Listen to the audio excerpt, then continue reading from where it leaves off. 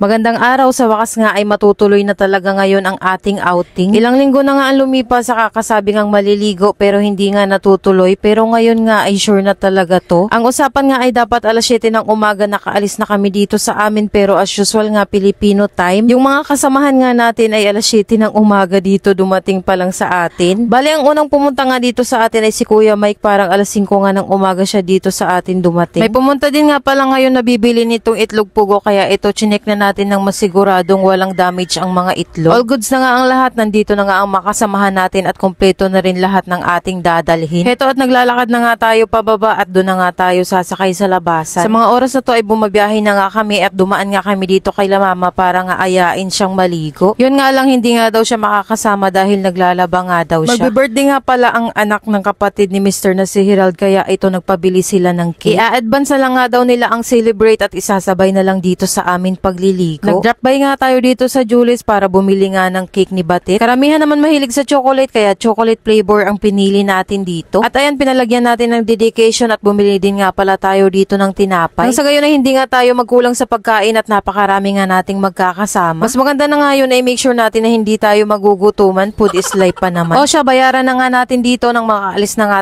tayo. Grabe talaga yung init dito sa labas, tapos ito may nakasalubong pa nga kami ditong old friend. Tamang kamustahan nga lang kami dito, pero ito nakangiwi nga yung mukha natin sa sobrang init. Napakadami nga nakapark na sasakyan dito sa gilid ng kalsada, panigurado meron talagang checkpoint. Mas mahigpit na nga ngayon dahil papalapit na nga ang eleksyon. Good job nga sa ating mga kapulisan na magigiting. Malapit na nga tayo sa ilog na ating pagliliguan at nakipark nga tayo dito kila ate. Yung daan kasi papasok papuntang ilog ay hindi nga magkakasya yung 4 wheels. Bali yung dala nating sasakyan na may papasok lang nga natin ay motor at tricycle. Mabuti na lang at mabait ang nakatira dito at pinayagan nga tayong magpark. Heto at kinuha na nga natin dito ang mga karga at itatransfer nga natin sa tricycle. Nang sa gayon na hindi na nga tayo mahirapan magbuhat nito papasok. At syempre pati yung sarili natin wag na nga nating pahirapan, kaya ito sumakay na din tayo sa tricycle. Hanggang dito na lang nga itong tricycle maipapark natin dahil yung daan na nga dun sa unahan ay motor na lang ang makakapasok at ang iba ay maglalakad na rin lang. Nasa na kaya ang nanay nitong batang si Koykoy at ito nga ang panghanay kong anak ang kasama nito maglakad dito. Nakakaawa pa nga at walang ang suot na tsinilas, basta gala talaga ang mga bata ngayon ay Ginaji. Pagdating nga dito na part sa ilog nga tayo dumaan, ng sa gayon ay hindi na nga tayo magbayad ng entrance. O bilisan nyo at baka nga sitahin tayo dito. Char lang, ito na nga ang struggle is real, ang lalaki nga ng bato na pagdadaanan natin dito. Mabuti na lang at sinundungan ni Nika itong batang si Koykoy at may magkakarga na nga sa kanya dahil hindi nga madali yung daan dito. At ayun na pala yung nanay ni Koykoy na una na pala sa pwesto natin. Ito nga pala yung mataas na part na pagdadaanan natin papunta sa ating pwesto. Tulungan talaga dito nang sa gayon ay makaakyat nga lahat. Mapapangiti ka na lang talaga kapag nakita mo na nga yung daan na pinakamahirap. Lahat talaga gagawin, makaligo lang talaga sa ilog. At ayan, tingnan nyo naman ang itsura ng aming pagliliguan. May kasabihan nga tayo na kapag mahirap nga sa daan, sa dulo nga ay maganda din ang kahihinatnan. Kaya wag talaga tayong susuko kahit sa anumang bagay dahil worth it talaga ang resulta niyan. Alas 10 na nga ng umaga tayo nakarating dito, kaya ito kanya-kanya na nga tayong asikaso dito ng mga lulutuin. Abay, nakakapagod nga at nakakagutom maglakad at umakyat nga sa malalaking bato. Sumunod din nga pala sa atin itong pamangkin ko na sila Tonton. At eto, relax nga sila, hindi na sila dumaan sa ilog. At ang unang sinalang natin dito sa lutuan ay itong ang manok na kinatay natin kagabi. Bali, ginataang manok na may sipang anghang ang gagawin nating luto nito, nang sa gayon ay hindi nakakaumay. Nagbalat na din nga pala tayo dito nitong kamote para sa bilo-bilo, nang sa gayon mamaya ay paglulutuin na lang ay naka-ready na. Dinalatan na rin natin dito itong hotdog na iihawin at iniwan na din natin itong pipino na gagawin nating salad. Yung hotdog talaga hindi yan mawawala kapag nag-outing nga tayo dahil mahilig talaga yung mga bata dyan. Favorite talaga nila yan. Sinalang na rin natin dito sa ihawan itong nag-iisang bangus natin. Malaki din at mataba tong bangus na nabili natin at alam ko nga yung ibang kasamahan natin dyan pinagpaplanuhan na nga ang taba ng bangus. Dahil aminin natin, karamihan talaga sa atin yung taba talaga ng bangus yung gusto. Pinag-aayos nga natin dito ang bato, nang sa gayon ay medyo lumalim din ang tubig dito sa pinagliliguan natin. At yung ibang kasamahan nga natin dito nga naligo sa baba ng part ng ating pinagpwestuhan. Isa nga din to sa kinagandahan dito dahil marami kang spot na pagpipilian kung saan mo gusto maligo. Ito, tinalo na nga natin dito lahat ng ingredients nitong pipino salad. Abay, maswerte yung kumakain ito dito sa amin dahil magsasawa talagang kumain dahil karamihan nga nakasamahan natin dito ay hindi nga mahilig sa ganito. Bubuksan na nga pala natin dito itong cake ni Batit nang sa gayon ay makapapicture na nga siya. At sa layo at hirap nga ng pinagdaanan natin, hito nga dumikit na nga yung icing sa takip ng kahon. Hindi din makakapag-blow the candle si Batit dahil hindi nga available ang birthday candle sa Julie's. Pero ganun pa man, kahit hindi nga tayo nagbo-blow the candle kapag birthday natin, ay kung ano nga yung ating hiling na para talaga sa atin ay ibibigay talaga yan sa atin, Lord. Ang importante nga ay nagpapasalamat tayo palagi kay Lord sa mga blessing na binibigay niya sa atin. Maliit man nga yan o malaki ay kailangan talaga natin yan i-appreciate at ipagpasalamat.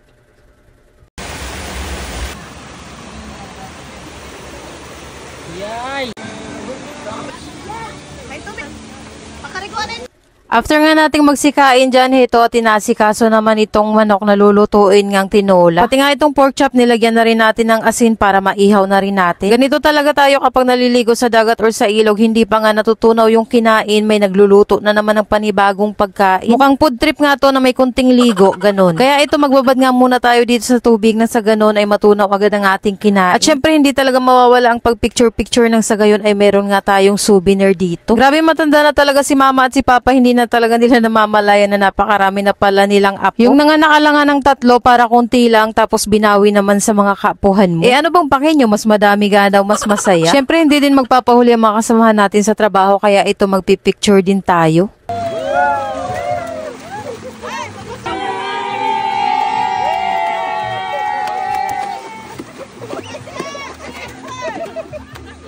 Pagkahapon nga dumating din dito sa atin ang ibang kapatid pa ni Mr. Ito nga pala sila Michelle, maaga pa sila pero sa ibang ilog nga sila nagpunta. Akala kasi nila doon kami maliligo dahil nagkulang nga kami sa communication. Hindi na nga nila kami matawagan dahil wala na nga ditong network connection. Ang kagandahan pa ay naisama na nga rin nila si mama dahil tapos na nga din siyang maglaba. Siyempre masarap din yung sa feeling na habang nag-i-enjoy nga tayo ay kasama din natin ang ating mga magulang. At si Papa nga pala hindi siya nakasama dahil siya ang nag-aasikaso ng pagbabantay ng bahay ni Benji na pinapagawa. Siyempre sa mga ganyang bagay talaga ang pinakadabis nating mapagkakatiwalaan na number 1 ay ang ating mga magulang. Alam at ramdam talaga nila kung gaano nga yung sakripisyo natin makapagpundar lang ng mga ganyan. Kaya bilang magulang, grabe din ang malasakit nila sa mga ganyang bagay. Grabe din nga yung trip ng ibang kasamahan natin dito. Nagbabato-batopik nga sila at kung sino nga yung talo, papahiran nga ng uling sa muka. At ayan, tingnan nyo naman yung mga itsura. Madali nga lang daw maghilamos dahil katabi nga daw nila yung ilog. Naluto na nga rin pala dito itong ating binignit. Kaya ito habang nagbababad tayo dito sa tubig ay kumakain nga tayo. Isa nga to sa nagagawa namin dito sa ilog na hindi nga namin nagagawa kapag sa swimming pool nga kami naliligo, ang kumain nga na nakababad sa tubig. Kaya para sa amin mas the best nga maligo sa ilog dahil hindi nga marami ang bawal at libre pa. Ayos din nga ang diskarte nitong nag-ice cream dahil kung saan nga may mga naliligo ay doon nga din sila nagtitinda. At syempre mapapabili ka talaga dahil mainit nga ngayon ang panahon. Lalo na nga yung mga bata, kukulintin ka talaga na bumili ng ice cream. Alam nga natin yan dahil nung bata pa nga tayo ay ganyan na ganyan nga din tayo.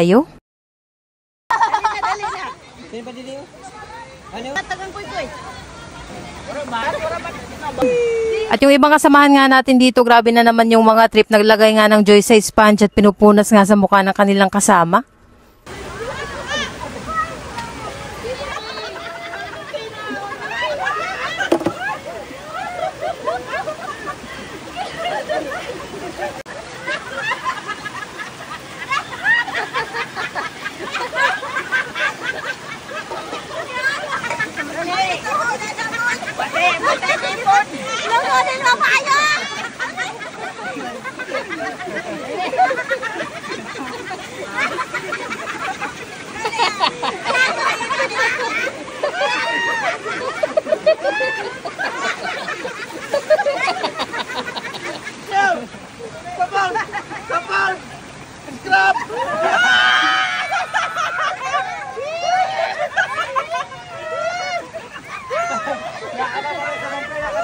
Sa mga oras nga ito ay pauwi na nga tayo, kaya ito naglinis na nga tayo dito ng ating mga kalat. At ang mga hugasin nga dito ay hinugasan na natin nang sa gayon na hindi na nga tayo maghugas pagdating ng bahay. Kapag nakauwi na nga tayo galing outing, nakakatamad na at nakakapagod ng maghugas ng mga hugasin. Sino bang nakaka-relate dyan? Mas maganda na nga na dito natin hugasan, at least marami pa tayong makakatulong dito sa paghuhugas. Mas madali nga tayong matatapos sa ating trabaho kapag marami tayong nagtutulong-tulungan. Mas madali na lang nga yung pauwi natin dahil puro pababa na lang, hindi na tayo paakyat. Sa sobrang dami nga lang na dumaan nga dito, ito at madulas na nga itong bato. Kaya nga kahit masakit sa paa, mas pinili ko na lang na hindi magtsinelas kaysa naman na madulas tayo dito at lumaga pa. At nang matapos na nga tayo dito makatawid, hinahanap ko na naman yung tsinelas ko at nawawala na nga. So ano to, maglalakad pala tayo ng nakapaa hanggang makarating tayo sa ating sasakyan. Yung pala dinala pala ni Kuya Mike yung tsinelas ko. Dumaan din nga pala tayo dito sa may-ari ng lupa na kung saan tayo dumaan kanina papuntang ilog. Ngayon pala nga lang tayo nagbayad ng entrance dahil kanina nga ay walang nagbabantay dito. Pagkadating nga natin dito sa city ito at dumaan nga muna tayo dito sa ating stall dito sa labas ng grandstand. Ngayong bakasyon nga 2 months to hindi titindahan dahil wala naman ngang mga estudyante. At grabe naman yung mga nagdidikit ng banner, pinuno na nga yung itong stall namin. Kapag malapit na nga ang pasukan, saka na lang namin to lilinisan. O siya, hanggang dito na lang ang video ko, Lord. Maraming